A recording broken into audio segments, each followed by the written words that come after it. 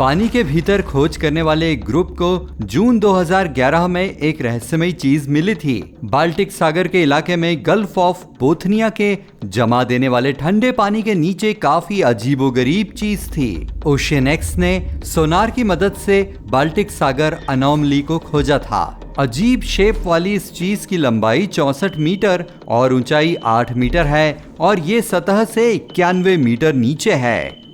Team ने दावा किया कि रहस्यमयी चीज के 200 मीटर के दायरे में पहुंचने पर उनके इलेक्ट्रिकल इक्विपमेंट ने काम करना बंद कर दिया। जब वे बिजली के किसी सामान को नीचे ले गए तो वो साइट पर पहुंचने से पहले बंद हो गया। इससे दूर होते ही इलेक्ट्रॉनिक्स इक्विपमेंट वापस चालू हो जाते थे। ये चीज मिस्ट्री बनी हुई है। इसके अनूठे आकार को लेकर कई दावे किए जाते हैं कि ये अटलांटिस जैसी पहले डूबी सिटी का पार्ट हो सकती है या स्पेस की कोई रहस्यमयी चीज हो सकती है जो किसी समय बर्फ की वजह से क्रैश हो गई होगी।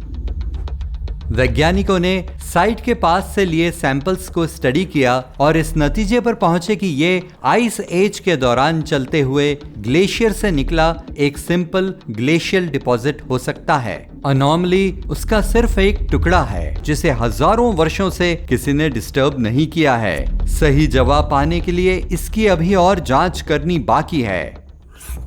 जापान के दक्षिणी छोर पर योनागुनी फॉर्मेशन है। एक लोकल डाइवर ने पहली बार 1986 में टूरिस्ट के लिए नई डाइविंग साइट की तलाश करते हुए इनको देखा। जब उसने पिरामिड जैसी सीढ़ियां देखी तो उसको यकीन हो गया कि उसने पानी के नीचे एक शहर खोज लिया है। आर्कियोलॉजिस्ट मानते हैं कि फॉर्मेशन एक लंबे समय से भूली हुई सिविलाइजेशन से संबंधित है, अटलांटिस की तरह जो हजारों साल पहले लहरों के नीचे गायब हो गई थी। पिरामिड के अंदर के ढांचे पत्थर से बने महल और स्टेडियम जैसे हैं। वे सड़कों से जुड़े हुए हैं जो पूरे रास्ते में बड़ी दीवारों जैसे लगते हैं। पत्थर पर बने निशान नक्काशी के सबूत हैं जिनमें धुंधले चेहरे और जानवरों की शक्ल में तराशी गई चट्टानें हैं। लेकिन दूसरे एक्सपर्ट्स का कहना है कि चट्टानों की सिमेट्री रिपोर्ट जितनी बताई गई है उतनी सही नहीं है और ये नक्काशीदार ब्लॉक्स के बजाय सॉलिड रॉक्स लगती हैं। उनके लिए ये बस एक कोइंसिडेंस है। ये रिसर्च चल रही है कि क्या ये सच में एक खोई हुई सिविलाइजेशन है या नेचर बस थोड़ी मस्ती कर रही है।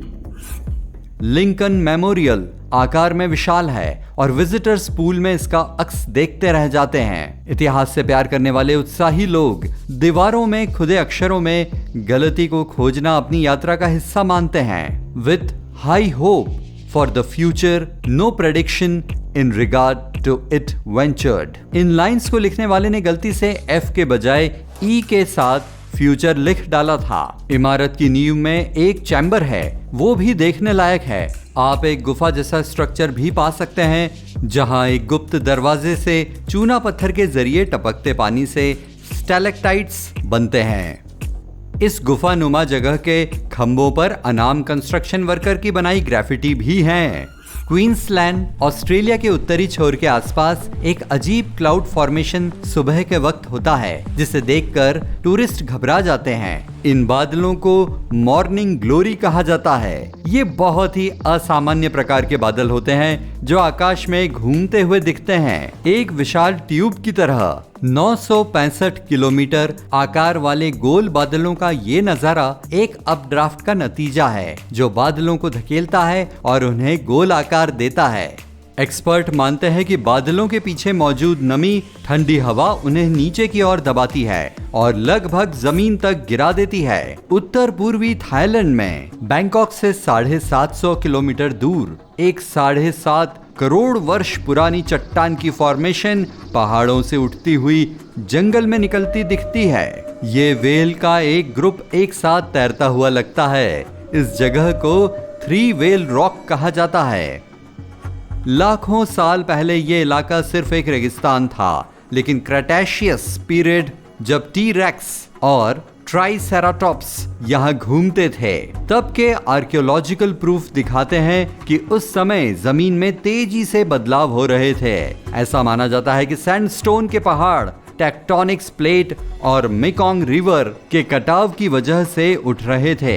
इसके चलते अजीब आकार की चट्टानें बनी जो सबसे अलग हैं। ट्रेल्स के इस नेटवर्क पर जाने के इच्छुक व्यक्ति यहाँ जा सकते हैं और वहाँ झरने और बड़ी संख्या में पौधों और जानवरों की किस्में देख सकते हैं।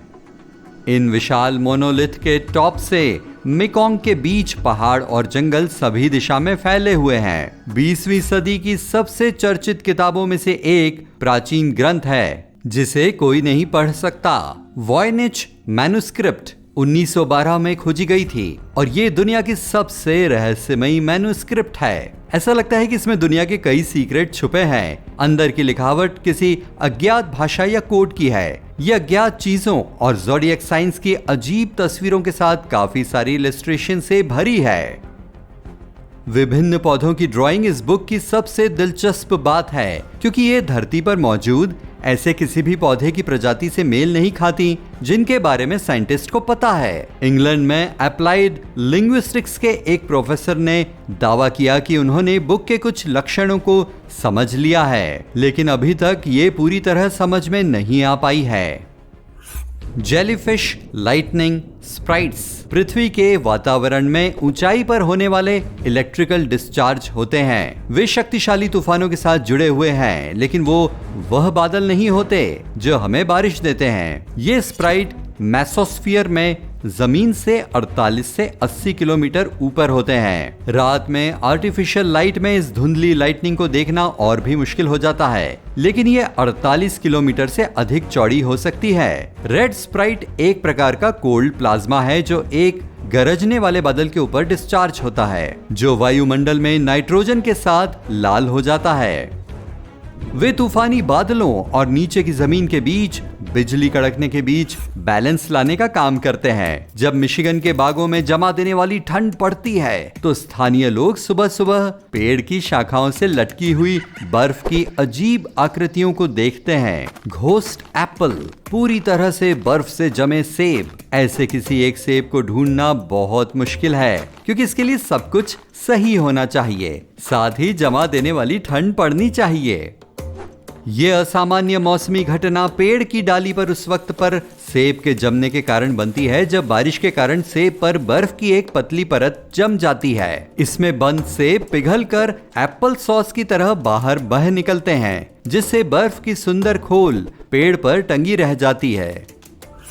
सेंट लुइस शहर का गेटवे आर्च बिल्कुल समय को पीछे मुड़कर देखने जैसा है। ज्यादातर विजिटर नहीं जानते हैं ये आर्च अपने निर्माण की एक झलक भी देता है। आर्च यूनाइटेड स्टेट्स का सबसे ऊंचा राष्ट्रीय स्मारक है जो 192 मीटर ऊंचा और 192 मीटर चौड़ा है। इसे भूकंप और तेज हवाओं का सामना करने के लिए बनाया गया था और 32 किलोमीटर प्रति घंटे की हवा में 2.5 से 45 सेंटीमीटर तक झूल सकता है।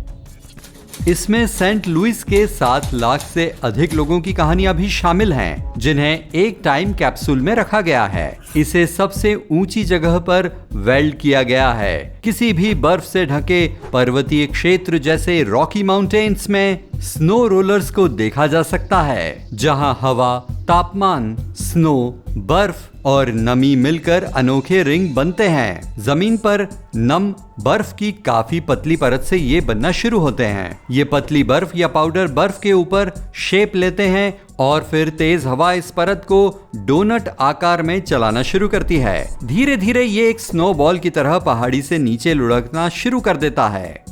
एक बार जब ये लुढ़कना बंद कर देता है तो ये बेसबॉल की शेप ले सकता है या कार के टायर जितना बड़ा हो सकता है। ये सब इस बात पर निर्भर करता है कि उस दिन हवा कितनी तेज चल रही थी। एक ताजा बना स्नो डोनट बहुत लंबे समय तक नहीं टिकता क्योंकि बर्फ की परत काफी हल्की होती है। एंटीकाइथेरा मैकेनिज्म एक प्रकार का पुराना कंप्यूटर है जो साइंटिस्ट कम्युनिटी को अपने असाधारण मैकेनिक्स से चौंका रहा है। करीब 2000 साल पहले एंटीकाइथेरा आइलैंड के तट पर एक ग्रीक शिप डूब गया था। इसकी खोज 1900 में स्पंज डाइवर्स ने की थी। आर्कियोलॉजिस्ट ने मलबे से मिली कलाकृतियों को छांटना शुरू कर दिया। उन्हें एक ऐसी चीज मिली जो उसके बनाए जाने के समय में फिट नहीं बैठती थी। लगता है ये मशीन समय का पालन करती है। इसकी सितारों की चाल, ग्रहण, चंद्रमा के फेजेस और यहाँ तक कि ओलंपिक जैसी घटनाओं की उल्टी गिनती भी अनोखी तरह से बिल्कुल सही बैठती है। 14वीं शताब्दी तक कोई मैकेनिज्म इसके करीब नहीं था जब यूरोप में गियर वाली घड़ियां बनना शुरू हुई थी।